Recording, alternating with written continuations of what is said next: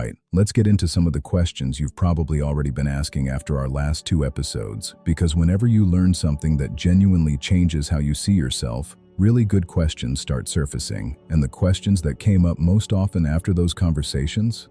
Honestly, they were great ones. So let's go through them, one by one. First up, fire.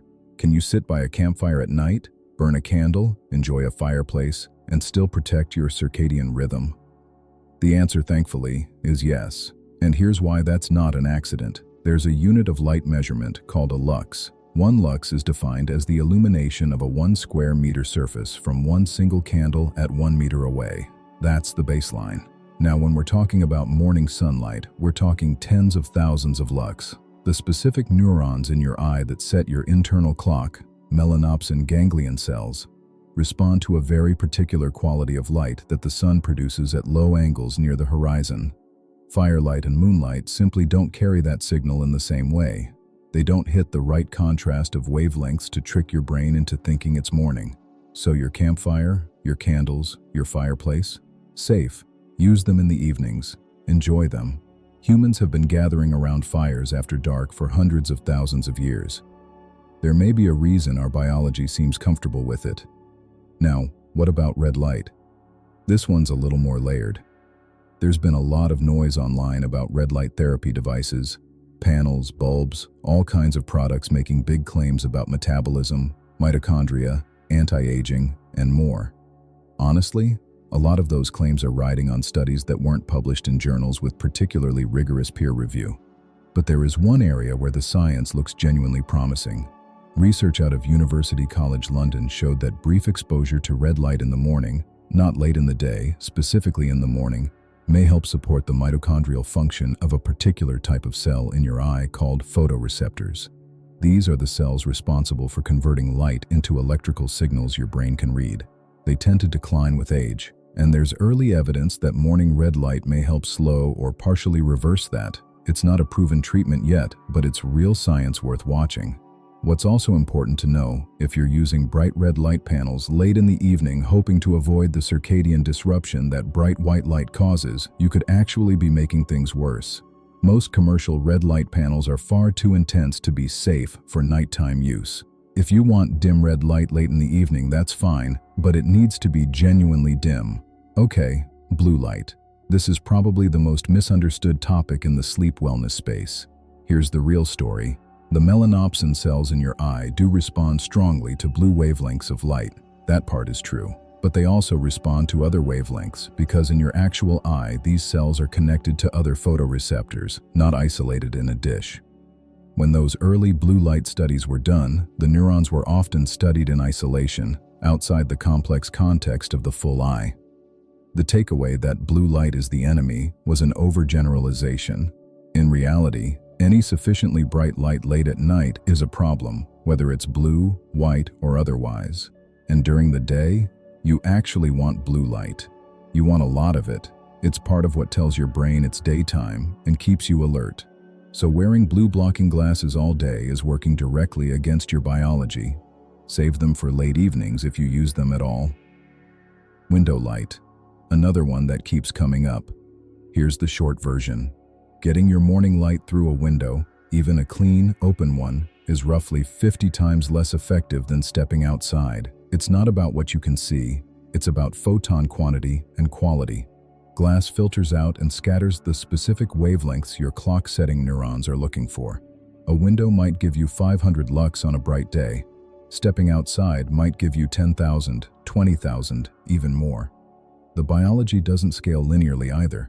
It's not like you can just look through the window twice as long. Just go outside. Even 2 minutes makes a meaningful difference.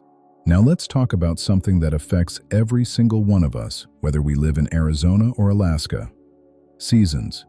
Every cell in your body knows what time of year it is. Not through some mystical awareness, through the duration of the melatonin signal. When days are long, light suppresses melatonin for more hours out of the day, meaning the melatonin signal is shorter. When days are short, light can't suppress melatonin as much, so the melatonin signal stretches longer into each 24-hour cycle. And here's the crucial piece.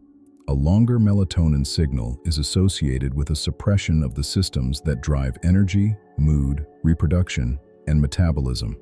This is why seasonal depression is real. It's not a weakness or an attitude problem. It's your biology responding to genuine environmental signals the way it was designed to.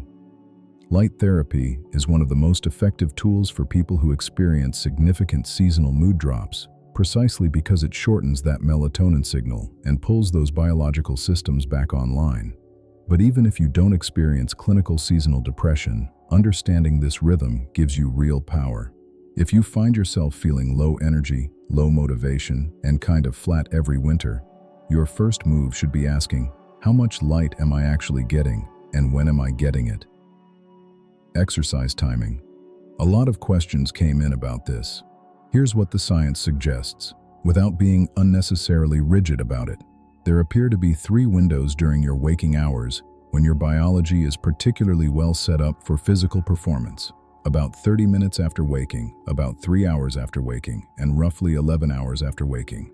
These correlate with natural shifts in body temperature and hormone levels. Your body temperature follows a predictable arc through the day, lowest around 4 a.m., slowly climbing after you wake, and peaking somewhere between late afternoon and early evening depending on the individual. Performance, injury resistance, and even mood tend to track with that temperature rise. Training right around the time your temperature is climbing or near its peak tends to feel better and yield better results. That said, the best time to exercise is whenever you'll actually do it consistently. Individual variation is real, and any exercise beats none. A quick note: if you exercise first thing in the morning consistently, your body starts building an anticipatory response. It literally begins preparing your physiology, adjusting hormone levels, body temperature, alertness, in advance of that workout because your nervous system has learned the pattern. Neuroplasticity isn't just for learning languages and emotional habits. It extends into your daily rhythms too. That's the beauty of consistency. On the topic of neuroplasticity, there's a study that genuinely fascinated me when I first came across it, and it came up a lot in the questions. Participants were learning a spatial memory task. While they learned, a particular scent or a specific tone was played in the background. Then, while those same people slept, the same scent or tone was quietly replayed. The result? Retention of the learned material was significantly higher compared to people who didn't have that cue during sleep.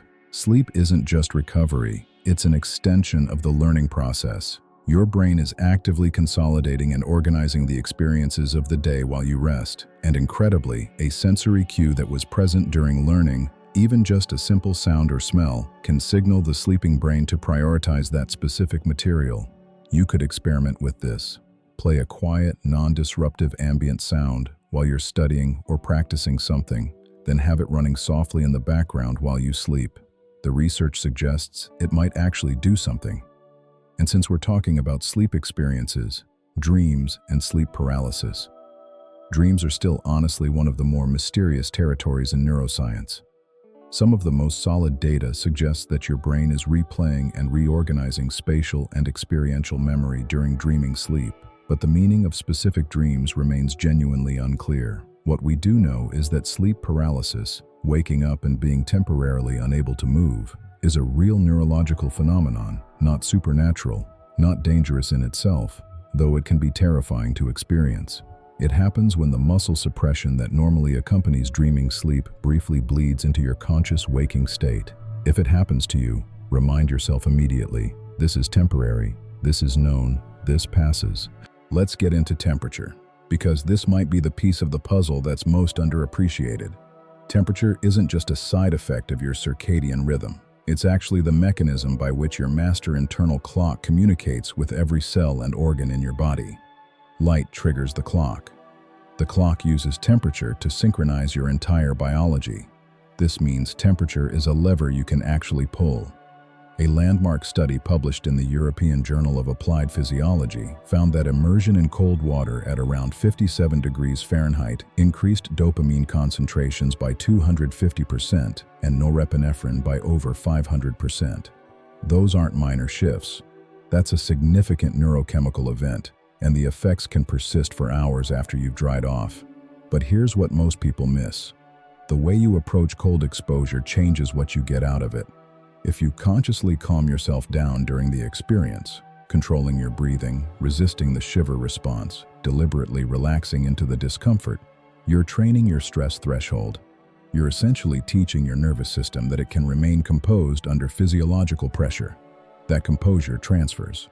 Real-world stress, interpersonal friction, high-stakes situations, they all feel more manageable when your nervous system has been repeatedly exposed to discomfort and trained to stay calm. But if you let yourself shiver, if you don't fight it and just let your body respond naturally, you're activating a different pathway. The physical shiver response triggers a chemical cascade that activates a specific type of fat called brown fat, which is packed with mitochondria and actually generates heat by burning other stored fat. Cold exposure activates brown fat tissue, which creates energy that then becomes warmth. And a byproduct of this process may be a boosted metabolism. Same stimulus, two completely different outcomes depending on your approach. The timing matters too. Cold exposure at specific times of day could potentially modulate the circadian clock, optimizing wakefulness, alertness, and sleep quality. Cold early in the day, while your body temperature is still on the rise, amplifies that rise and signals to your internal clock that it's morning, advancing your rhythm, making it easier to wake up earlier the next day. Cold late in the evening, after your temperature has already peaked and started dropping, can interrupt that natural descent and phase delay your clock, pushing your sleep timing later. Same tool, opposite results, depending on when you use it. Food works similarly. Your body temperature rises slightly every time you eat. What's called eating-induced thermogenesis. That small temperature bump carries a circadian signal. Eating early anchors your rhythm earlier. Eating very late tells your biology the day is still going, and what you eat has a real effect on your neurochemistry. Foods rich in tyrosine, red meats, nuts, certain legumes, support production of dopamine and norepinephrine, which are associated with alertness and motivation. Foods rich in tryptophan, turkey, fish, starchy carbohydrates, support serotonin production, which leads to a calmer, more relaxed state, and eventually melatonin synthesis. This suggests a genuinely practical strategy. Lean toward protein-forward, lower carbohydrate eating earlier in the day to maintain focus and energy, and shift toward tryptophan-rich foods in the evening to naturally ease into a state that supports restful sleep. Volume matters too. A large meal of anything draws blood to the gut and triggers relaxation signals that push toward rest. That post-lunch fog isn't in your head. Here's where I want to land. Everything we've talked about across these episodes, light, sleep, temperature, food, movement, these aren't separate health topics. They're variables in the same interconnected system. And the most powerful thing you can do right now isn't to overhaul everything at once. It's to start paying attention to your own patterns. Track 4 simple things for a week: when you get outside in the morning, when you eat, when you exercise, and when you do any kind of intentional rest practice. No judgment, no pressure, just observation. You will start to notice connections that no study can predict for you, because your biology is specific to you. Start with one variable. Watch what happens. Adjust. That's not hacking. That's being a scientist of your own experience. And speaking of which, here's something I want you to do right now. Drop a comment below with one thing you've learned across these episodes that genuinely surprised you. Not what you expected to hear, what actually caught you off guard. Because those moments of genuine surprise are exactly where real change starts, and I read every one of them. Growth is not accidental, it's intentional. If you're ready to build a better version of yourself, welcome. Stay tuned.